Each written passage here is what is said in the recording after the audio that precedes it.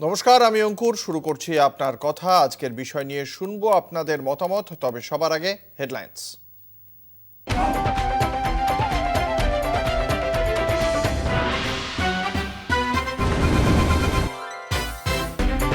24 লোকসভায় একাই লড়বে তৃণমূল, বার্তা দলনেত্রী মমতা বন্দ্যোপাধ্যায়ের। মানুষের সঙ্গে জোট হবে দাবি তৃণমূল সুপ্রিমোর।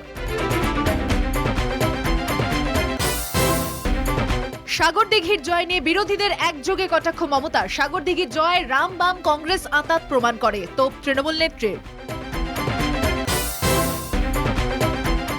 কেষ্টর দিল্লি যাত্রা নিয়ে কেন্দ্রকে তোপ নেত্রীর। পঞ্চায়েত ভোট সামনে, তাই দিল্লি নিয়ে যাওয়া হচ্ছে অনুব্রতকে, দাবি মমতা বন্দ্যোপাধ্যায়ের। অ্যাডিনো নিয়ে অযথা আতঙ্ক নয়, সব রকম ভাবে প্রস্তুত রাজ্য, আশ্বাস মমতার। কোনো শিশুকে রেফার নয়, নিদান মমতার। 600 শিশুরোগ বিশেষজ্ঞ এবং 5000 বেড প্রস্তুত, জানালেন মুখ্যমন্ত্রী। ত্রিপুরায় ফিরল বিজেপি, মাত্র 39% ভোট পেয়ে ত্রিপুরা দখল করল বিজেপি। জয় পেলেন প্রাক্তন মুখ্যমন্ত্রী মানিক সাহা।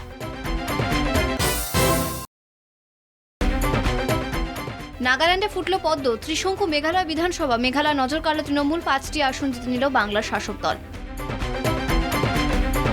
সাগরদিঘিতে ঐতিহাসিক জয় কংগ্রেসের, 50 বছর পর জিতল কংগ্রেস। জয়ী বাম সমর্থিত কংগ্রেস প্রার্থী বায়রন বিশ্বাস।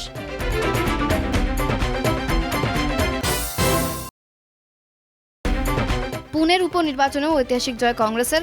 আরএসএস বিজেপি দুর্গ চূর্ণ করে 30 বছর ধরে বিজেপির হাতে থাকা কেন্দ্রে জয় কংগ্রেসের রবীন্দ্র ধাঙ্গেকরের। 60 বছর পর প্রথম মহিলা বিধায়ক পেল নাগাল্যান্ড। জয়ী হয়েছেন এনডিপিপির প্রার্থী হেকানি জাকালু। বারাণসী হরিদ্বারের ধাঁচে গঙ্গা আরতি শুরু কলকাতায়। মুখ্যমন্ত্রীর উপস্থিতিতে বৃহস্পতিবার বিকেলে বাজা কদমতলা ঘাটে আরতির আনুষ্ঠানিক সূচনা হয়। গঙ্গা মূর্তির উন্মোচন করেন মুখ্যমন্ত্রী। নির্বাচন কমিশনারদের নিয়োগে ঐতিহাসিক নির্দেশ সুপ্রিম কোর্টে। কমিশনারদের নিয়োগ করবেন প্রধানমন্ত্রী। বিরোধী দলনেতা এবং প্রধান বিচারপতি নির্দেশ সুপ্রিম কোর্টের। মুখ্য নির্বাচন কমিশনার ও নির্বাচন কমিশনের নিয়োগে সুপ্রিম কোর্টের রায়কে স্বাগত মমতার। নজিরবিহীন রায় শীর্ষ আদালতের, বললেন মুখ্যমন্ত্রী। 40 দিন পর জামিন পেলেন আইএসএফ নেতা নওশাদ সিদ্দিকী। 4টি মামলায় জামিন মঞ্জুর কলকাতা হাইকোর্টের।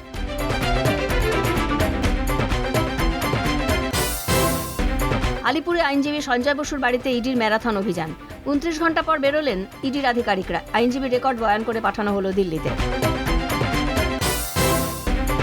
নবম দশমের 618 জনের সুপারিশপত্র বাতিল স্কুল সার্ভিস কমিশনের। কমিশনের সিদ্ধান্তের ওপর কোনো স্থগিতাদেশ দেবেন না, জানালেন বিচারপতি বিশ্বজিৎ বসু। আদানি কাণ্ডে সেবির তদন্তেই আস্থা সুপ্রিম কোর্টের। তদন্তের নজরদারিতে নিযুক্ত সুপ্রিম কোর্টের 5 সদস্যের প্যানেল বিনিয়োগকারীদের আশ্বস্ত করতেই তদন্ত। জেএনইউতে নজিরবিহীন শাস্তির নির্দেশিকা। ক্যাম্পাসে ধর্নায় 20,000 টাকা জরিমানা। ক্যাম্পাসে হিংসার ঘটনায় বিশ্ববিদ্যালয় থেকে অ্যাডমিশন বাতিল, 30,000 টাকা পর্যন্ত জরিমানা। শাহরুখ খানের স্ত্রী গৌরী খানের নামে এফআইআর। লখনৌয়ে টাকা দিয়েও মেলেনি flat. Builder company brand ambassador Gauri খানের নামে অভিযোগ দায়ের। রাজ্যের সবচেয়ে ধনী রাজনৈতিক দলের তকমা পেল বিজেপি। নির্বাচন কমিশনের কাছে দেওয়া হিসেব অনুসারে 2021-22 অর্থবর্ষে বিজেপির পরেই রয়েছে সম্পদের তালিকায় তৃণমূল, তৃতীয় স্থানে কংগ্রেস। উপনির্বাচন কি জানালো দেখুন চতুর্থ স্তম্ভ এবং সুচন্দ্রিমা আজ রাত 10টায়।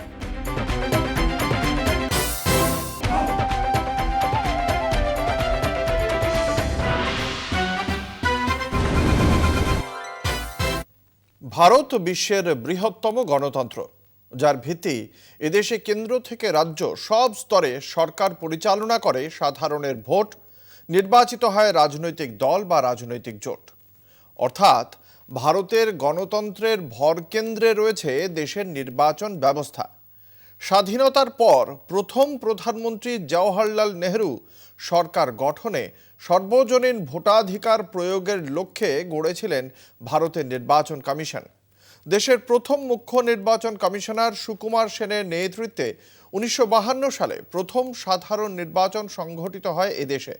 কিন্তু তারপর থেকে নানা ঘাত প্রতিঘাতের মধ্য দিয়ে ভারতের গণতন্ত্র যেমন বিকশিত হয়েছে, তেমনি নির্বাচন ব্যবস্থাও সংস্কারের মধ্য দিয়ে গিয়েছে, যাচ্ছেও। এরই মধ্যে গত কয়েক বছর ধরে ভারতের নির্বাচন কমিশনার পদের নিরপেক্ষতা নিয়ে নানা বিতর্ক ও সংশয় দেখা দিয়েছে, যা কোনো গণতান্ত্রিক ব্যবস্থার পক্ষে মোটেই স্বাস্থ্যকর নয়। সেই নির্বাচন কমিশন বাছাই পদ্ধতির মধ্যেই রয়ে গিয়েছে ভূত। ক্ষমতাশীল রাজনৈতিক দলের আধিপত্য বিস্তারের ভূত। সেটাকে সরাতে না পারলে মানুষের মনে নির্বাচন কমিশনের বিশ্বাসযোগ্যতা নিয়ে সন্দেহ জাগবে। আজ সুপ্রিম কোর্টের সাংবিধানিক বেঞ্চ এই নিয়ে এক যুগান্তকারী নির্দেশ জারি করেছে। এই নিয়েই বিস্তারিত আলোচনা করব, তবে একটা বিরতির পর সঙ্গে থাকুন। নির্বাচন কমিশনার বাছাইয়ে স্বচ্ছতা বজায় রাখতে প্রধানমন্ত্রী, বিরোধী দলনেতা ও দেশের প্রধান বিচারপতিকে নিয়ে কমিটি গড়তে বলল সুপ্রিম কোর্ট। বৃহস্পতিবার শীর্ষ আদালতের 5 সদস্যের সংসদীয় বেঞ্চ এই সিদ্ধান্তের কথা ঘোষণা করেছে। তবে এখনকার মতোই কমিশনারদের নিয়োগকর্তা থাকবেন রাষ্ট্রপতি। ভারতের নির্বাচন কমিশনার বাছাই নিয়ে সম্প্রতি অস্বচ্ছতার প্রশ্নে বিতর্ক দেখা দেয়। এ নিয়ে একটি জনস্বার্থ মামলার সুবাদে সুপ্রিম কোর্টের ডিভিশন বেঞ্চ এক গুরুত্বপূর্ণ রায় দেয়। বিচারপতি KM জোসেফ, বিচারপতি অজয় রস্তোগি, বিচারপতি অনিরুদ্ধ বসু, বিচারপতি ঋষিকেশ রায় এবং বিচারপতি CT রবি কুমারকে নিয়ে গঠিত বেঞ্চ জানায়, মুখ্য নির্বাচন কমিশনার সহ কমিশনারদের বাছাই করবে একটি কমিটি। সেই কমিটিতে থাকবেন সুপ্রিম কোর্টের প্রধান বিচারপতি, প্রধানমন্ত্রী ও সংসদে বিরোধী দলনেতা। যদি লোকসভায় বিরোধী দলনেতা পদে কেউ না থাকেন, তাহলে বৃহত্তম বিরোধী দলের প্রতিনিধিকে ওই কমিটিতে অন্তর্ভুক্ত করতে হবে। এই কমিটি যাদের বাছাই করবেন তাদের নিয়োগ করবেন রাষ্ট্রপতি।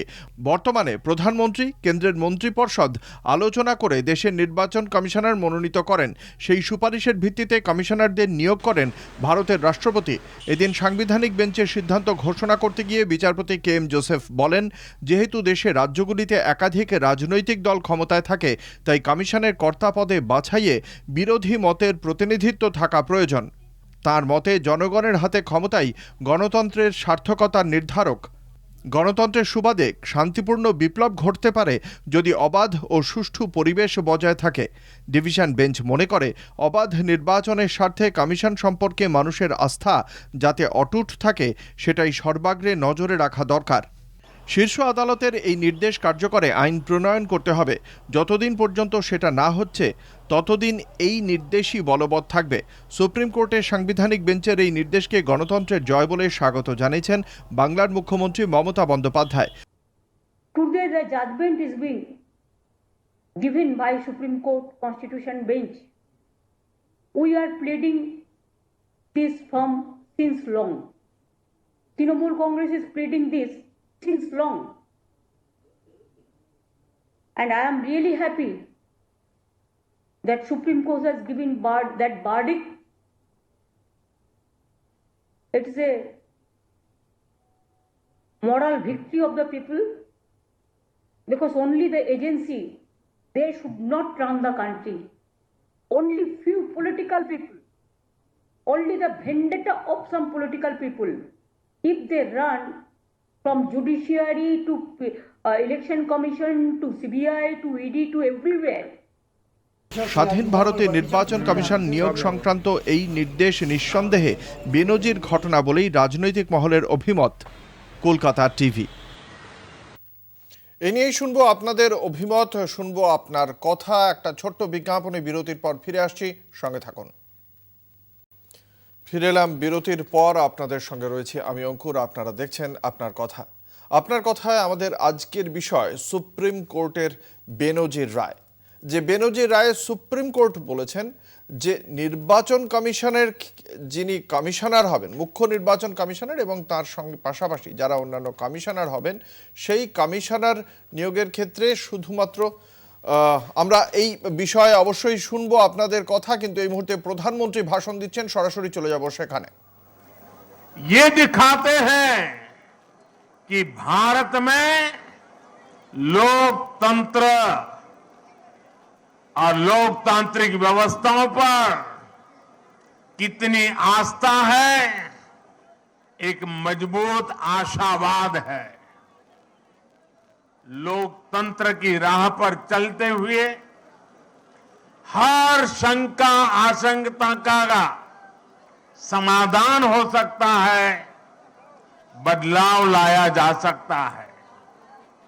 एक समय था जब नॉर्थ ईस्ट में चुनाव होते थे, नतीजे आते थे, तो दिल्ली में और देश के अन्य हिस्सों में उतनी चर्चा ही नहीं होती थी।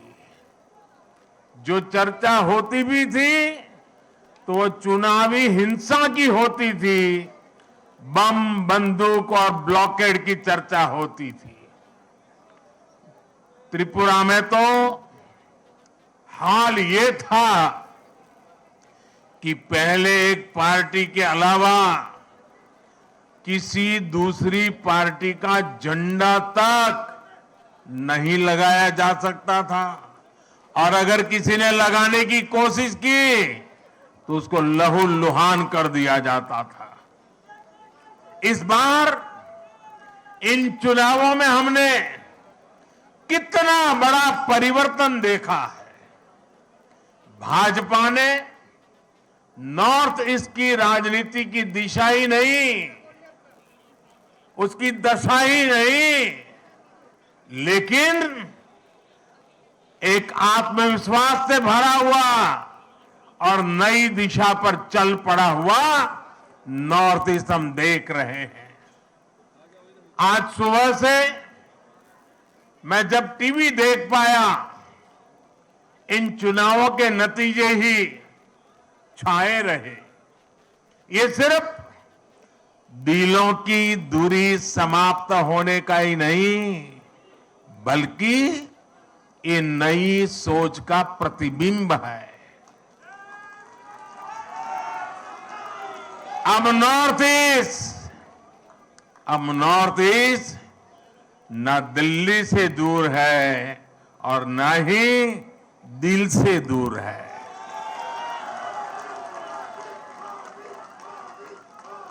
ये युग परिवर्तन का समय है।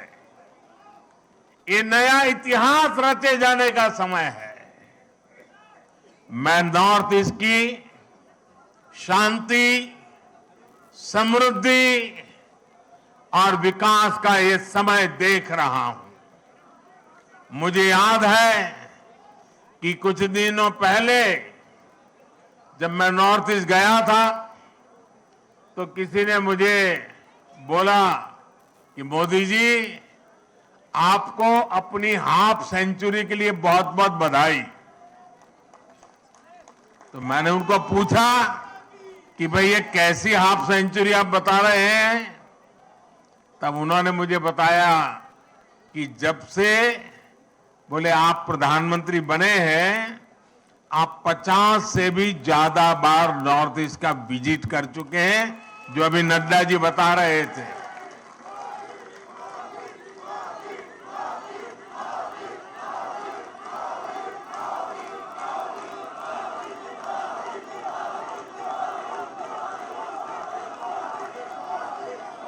साथियों, सवाल बधाई का नहीं है, लेकिन जब एक नागरिक मुझे ये कह रहा था तब मैं अनुभव कर रहा था कि जाने मात्र से इसके दिल को कितना सुकून मिला है। नॉर्थ ईस्ट के राज्यों के दिलों में कितना प्यार उमड़ करके आया है, उसकी वो अभिव्यक्ति थी। और तब मुझे लगता था कि मेहनत कभी न कभी तो रंग लाती है।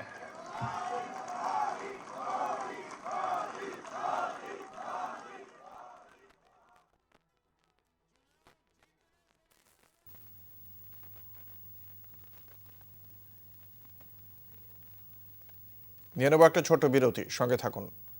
এই মুহূর্তে প্রধানমন্ত্রী ভাষণ দিচ্ছেন, আমরা আবারও সরাসরি চলে যাব সেখানে। मॉडल देश को दिया है। हमारे काम के तौर तरीकों में कोई भेदभाव नहीं होता। हम सबके विकास में भरोसा करते हैं। हम सबके लिए सेवा भाव से काम करते हैं। हमारी प्रेरणा है एक भारत श्रेष्ठ भारत। भाजपा का विकास मॉडल देश हित को सर्वोपरि रखता है। हमारे लिए देश प्रथम है, देशवासी प्रथम है। साथियों, हमारे देश में हमेशा से एक और पॉलिटिकल मॉडल रहा जिसमें पहले ऐसा कहते थे कि जो दूरदृष्टा होते हैं, स्टेट्समैन होते हैं, वो आने वाली पीढ़ियों का सोचते हैं और पॉलिटिशियन के लिए कहा जाता था कि वो अगले चुनाव का सोचते हैं। तो मुझे किसी ने एक बार कहा तो मैंने कहा अब कहावत और बदल गई है। बोले क्या? मैंने कहा पहले जो स्टेट्समैन होते हैं वो अगली पीढ़ी के लिए सोचते हैं। पहले कहा जाता था कि पॉलिटिशियन अगले चुनाव के लिए सोचते हैं, लेकिन आज तो समय ऐसा बदल गया है कि पॉलिटिशियन दूसरे दिन के अखबार में क्या छपेगा इस पर ही सोचते रहते हैं। शाम को टीवी में उनकी तस्वीर आएगी कि नहीं, यही सोचते रहते हैं। और इसलिए जो आसान चीजें होती हैं, जो जरा मुंह में पानी छूट जाए ऐसी चीजें होती हैं और जिससे लोगों को आसानी से गुमराह किया जा सकता है, उसी मॉडल पर चलने की फैशन बढ़ रही है। राजनीति के इस मॉडल में कठिन लक्ष्यों को हाथ ही नहीं लगाया जाता था। तब समस्याओं को ऐसे टाल दिया जाता था जैसे उनका कोई अस्तित्व ही नहीं है, समस्या की तरफ देखना ही नहीं। ये पॉलिटिकल मॉडल कठिनाइयों का हल नहीं करता था, बल्कि लोगों के जीवन को लंबे समय के लिए कठिनाई में जीने के लिए मजबूर कर देता था। भाजपा ने इस अप्रोच को पूरी तरह बदल दिया है। हम सबसे कठिन चीजों को हल करने के लिए कठिन से कठिन मेहनत करते हैं और तमाम मुश्किलों के बावजूद समाधान के जो भी रास्ते मिले उन रास्तों पर चलने का ईमानदारी से प्रयास करते हैं। हम ये नहीं देखते कि इस काम को करना कितना मुश्किल होगा, बल्कि हम ये देखते हैं कि अगर हमने इस काम को नहीं किया तो लोगों का जीवन और कितना मुश्किल हो जाएगा। हमें दर्द होता है, हमारी नींद चली जाती है। नॉर्थ ईस्ट का उदाहरण ही हमारे सामने है।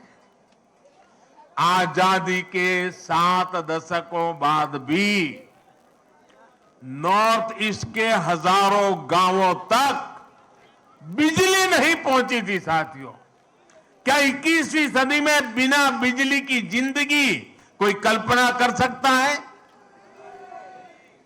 पहले की सरकारों ने देखा कि वहां तक बिजली पहुंचाना कठिन काम है, इसलिए उन गांवों को अंधेरे में छोड़ दिया गया। नॉर्थ ईस्ट के लोगों को घर, पक्के घर, उनको नल से जल, उनके घरों में गैस का कनेक्शन ये उपलब्ध कराने ये पहले की सरकारों के काम की सूची में ही नहीं था, क्योंकि उनके लिए न तो उन क्षेत्रों की परवाह थी और न ही ऐसे कठिन कामों को करने का हौसला था। एयरपोर्ट, हाईवे, रेलवे, ये कनेक्टिविटी नॉर्थ ईस्ट में इन चीजों के विकास को भी कठिन मान लिया गया था। पहले की सरकारें कठिनाइयों से बचती रही और इसकी वजह से हर परियोजना में देरी होती रही। हमने इन परियोजनाओं को पूरा किया और लगातार मेहनत कर रहे हैं।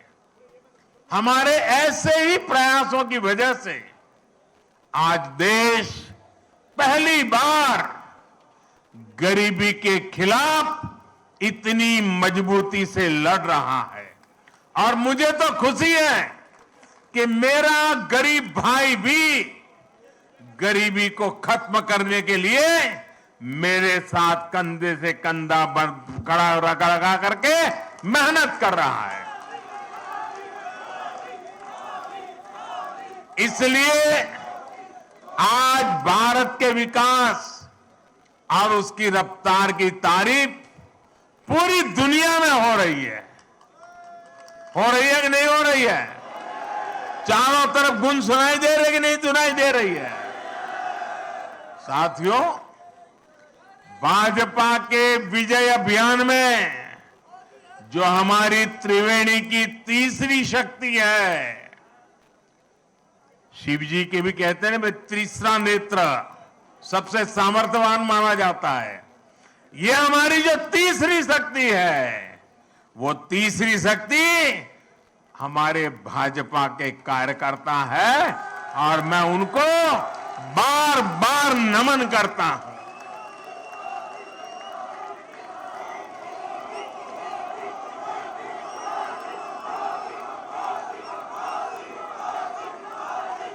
भाजपा के कार्यकर्ता का सेवा भाव अतुल्य है। भाजपा के कार्यकर्ता का श्रम और समर्पण अतुल्य है। भाजपा के कार्यकर्ता की पहचान उसके अनुशासन से होती है। हमारी पार्टी ने बड़ी से बड़ी मुश्किलों को देखा है। हमने कठिन से कठिन परिस्थितियों का सामना किया है, लेकिन हमारे कार्यकर्ता ने मुश्किल से मुश्किल हालातों में भी पार्टी का झंडा बुलंद रखा है। भाजपा जब कदम बढ़ाती है तो उसे रोकने के लिए उसके कार्यकर्ताओं को प्रताड़ित किया जाता है, उनके खिलाफ हिंसा की होती है, लेकिन वो राष्ट्र के लिए राष्ट्र निर्माण।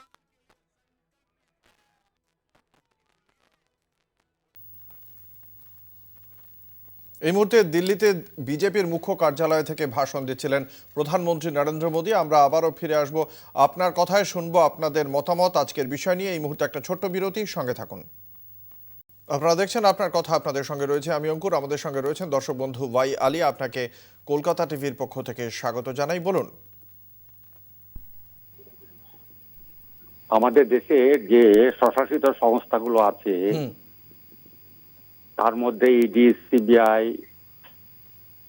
এমনকি আইনের শাসক যে রাজ্যপাল, রাষ্ট্রপতি, এরা ভারতবর্ষের স্বাধীনতার পর থেকেই প্রত্যেকটা সরকার নিজের দলীয় স্বার্থে ব্যবহার করে আসছে।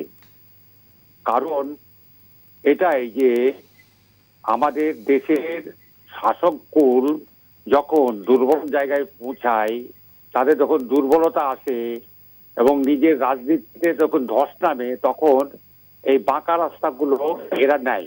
শুধু তাই নয়, রাজনীতিকে সজীব ও সচল করার জন্য এই সমস্ত সংস্থাগুলোকে ব্যবহার করে। আমরা ব্যতিক্রম দেখছি এই কারণেই।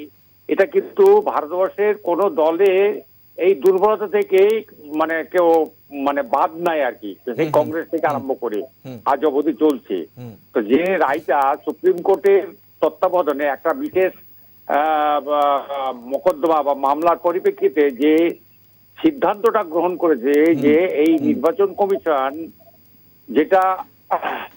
যেটা তৈরি হবে বা মনোনীত হবে, সেটা হচ্ছে ভারতবর্ষের প্রধানমন্ত্রী, বিরোধী দলনেতা এবং প্রধান বিচারপতি সুপ্রিম কোর্টের, এই তিনজন মিলে একটা যে কোনো একটা ইয়েতে আর কি মানুষকে নির্বাচন কমিশনার মনোনীত করবে। এটা অভিযানযোগ্য আর কি, এটাকে নতুন একটা দিক বলা যেতে পারে। দেখা যাক বাকিরা কিভাবে ভাবছেন। অসংখ্য ধন্যবাদ। রয়েছেন আমাদের সঙ্গে পরবর্তী দর্শক বন্ধু প্রশান্ত রাহা। বলুন প্রশান্ত বাবু। প্রকাশ বলছি। হ্যাঁ বলুন বলুন। সাম্প্রতিককালে আমরা আমাদের দেশের বিচার ব্যবস্থা এবং সুপ্রিম কোর্টের যারা বিচারপতিরা আছেন তাদের রিটায়ারমেন্টের পরে পরবর্তীকালে তাদের এস্টাবলিশড কে হবে এটা নিয়ে আমাদের কিছু কিছু সংবাদ আহত করছে, এবং সেখানে আমরা পরিষ্কারভাবে দেখছি যে একটা আধিপত্যবাদ বা রাজনৈতিক আগ্রাসন ঘটছে। বিভিন্ন মিডিয়া থেকে আমরা এগুলো জানার পরে, দেশবাসী জেনে যাওয়ার পরে আজকে একটা রায় আমরা পেয়েছি সুপ্রিম কোর্টের কাছ থেকে, যেটা নিজের পক্ষে আমাদের কাছে মন্দের ভালো। এবং এই যে অ্যাগ্রেসিভনেসটা বা আধিপত্যবাদটা, সেটাকে কিছুটা প্রতিহত করা যাবে। অর্থাৎ আমরা এই সুপ্রিম কোর্টের রায়টাকে স্বাগত জানাচ্ছি। বেশ, আপনারা তো দেখেছেন যে কিভাবে সুপ্রিম কোর্টের বিচারপতিরা তারা হাই প্রোফাইল লাইভ লিড করে, তাতে আমাদের কোনো বান্ট নেই। তারপরেই তারা রাজনৈতিক ভাবে মানে কি বলি, সেটা অন্য প্রসঙ্গ, তা নিয়ে আমরা অন্য একদিন হয়তো আলোচনা করব। ধন্যবাদ। দেখি আজকের বিষয়ে আপনার সঙ্গে বাকির একমত হচ্ছেন কিনা। রয়েছেন পরবর্তী দর্শক বন্ধু শিবাজি বন্দ্যোপাধ্যায়, আপনাকে কলকাতা টিভির পক্ষ থেকে স্বাগত জানাই। বলুন। নমস্কার। নমস্কার। দেখুন, এতদিন বাদে একটু আশা হচ্ছে যে কিছু একটা হতে পারে। এই যে নির্বাচন কমিশনারের এই যে ঠিক করা, এইটাকে যদি নিরপেক্ষভাবে করা যায়, অবস্থার কিন্তু বেশ কিছুটা পরিবর্তন হবে। কেননা ওই অমিত শাহ আর নরেন্দ্র মোদী নির্বাচন বিধি বহুবার লঙ্ঘন করেছেন, হ্যাঁ, তা সত্ত্বেও নির্বাচন কমিশন কিছু বলেনি। আর যদি নিরপেক্ষভাবে সেটা হয়, নিরপেক্ষ লোক দিয়ে, যেমন ট্রেন স্টেশন করে ছিলেন, হ্যাঁ, আরো ছিলেন, তার আগে সুকুমার আমাদের বাঙালি একজন ছিলেন, হ্যাঁ, তা এই নির্বাচন কমিশনের নিরপেক্ষতা অনেকখানি তারতম্য ঘটিয়ে দিতে পারে, এটা আমার দৃঢ় বিশ্বাস। আমার অনেক বয়স হয়েছে, দীর্ঘদিনের অভিজ্ঞতা, এটা আমার মনে হচ্ছে। ধন্যবাদ। আমরা শুনলাম দর্শক বন্ধুদের বক্তব্য, সেখানে তারা জানাচ্ছেন তাদের অভিমত। আমরা সেই জায়গা থেকে অধিকাংশ ব্যক্তি তারা স্বাগত জানাচ্ছেন এই রায়কে। আমরা একটা ছোট্ট বিজ্ঞাপনী বিরতিতে যাব, বিরতির পর ফিরে আসছি, সঙ্গে থাকুন। আপনারা দেখছেন আপনার কথা আপনাদের সঙ্গে রয়েছে আমি অঙ্কুর, আমাদের সঙ্গে রয়েছেন দর্শক বন্ধু বিমল লাহা। বলুন বিমল বাবু। ধন্যবাদ অঙ্কুর ভাই। হ্যাঁ বলুন। আমি একটু এই কয়েক সেকেন্ডের জন্য একটু ইতিহাস জানাচ্ছি, যেটা আপনারা বলেছেন। প্রথম নির্বাচন কমিশনার ছিলেন আমাদের নেহেরু আমলে সুকুমার সেন, অত্যন্ত বিদ্বান ব্যক্তি এবং অত্যন্ত শিক্ষিত আর ন্যায় পরিপন্থী, এই ন্যায়পন্থী লোক। তারপরে আরেকজন আসলেন, তিনি হচ্ছেন আমাদের টিএন সেশন যখন আসলেন, উনি প্রথম ভোটার লিস্টের ছবি, নাম, প্রত্যেকের আইডেন্টিটি দিলেন, যা ভারতবর্ষে কোনোদিন হয় নাই। সুতরাং এ সম্পর্কে আবার তখন খুব মারামারি কাটাকাটি হচ্ছে যে এই সিপিএম যাত্রা করে বলছে, তখন যদিও বললেন পাগলা কুকুর বলেছিলেন, তখন টিএন সেশন একটি বলেছিলেন,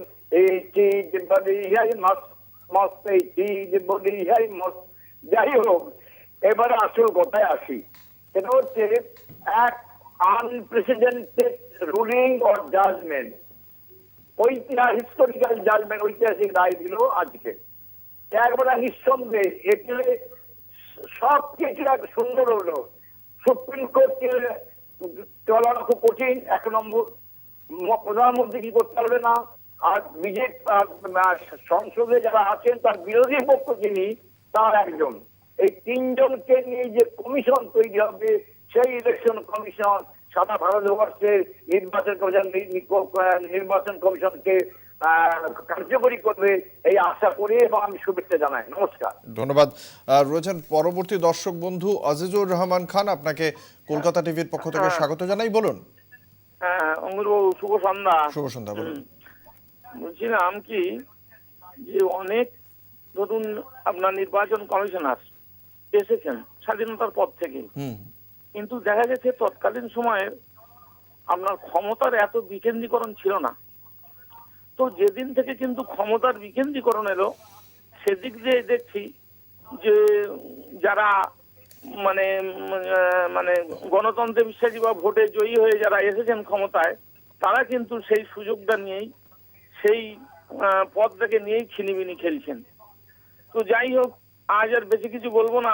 সুপ্রিম কোর্ট বর্তমানে যে নির্দেশ দিয়েছে, এই নির্দেশটা অত্যন্ত ধন্যবাদ। একেবারে। এ কারণেই যেহেতু আজ আমরা এমন একটা পর্যায়ে পড়েছি যে সুপ্রিম কোর্ট ছাড়া আজ আমাদের আর রাস্তা নেই, একেবারে এটুকুই। যথাযথ। ধন্যবাদ আমাদের ফোন করার জন্য। আমাদের আজকের আপনার কথায় আমাদের আজকের বিষয় নিয়ে এখানেই শেষ করতে হচ্ছে, সময় একেবারেই শেষ। অন্যদিন আরও অন্য কোনো বিষয় নিয়ে ফিরে আসবো আপনার কথায় আপনাদের অভিমত শুনতে। এখন এই পর্যন্তই। দেখতে থাকুন কলকাতা টিভি, রাত দিন 7 দিন।